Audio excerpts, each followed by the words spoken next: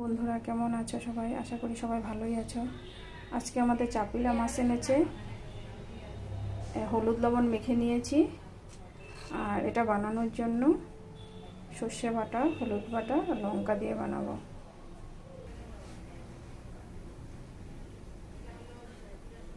মাছগুলোকে হালকা করে ভেজে নিব। তেল গরম হয়ে গেছে, মাছগুলো দিয়ে দিলাম। মাছটা দেখুন হালকা করে ভেজে নিয়েছি। এই মাছটা না ভাজলেও হয়, কিন্তু একটু ভেজে নিলে মাছটা ভাঙে না, তাই একটু ভেজে নিয়েছি।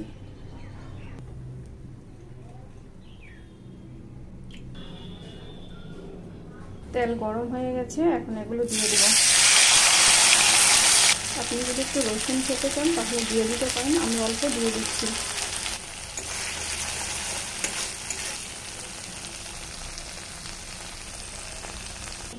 ভাজা ভাজা হয়ে গেছে, একটু জল দিয়ে দিব। এখন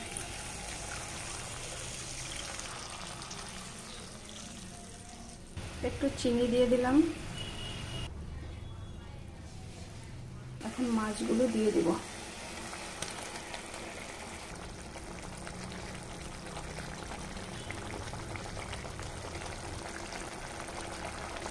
নামানোর আগে একটু কাঁচা তেল দিয়ে দিবেন।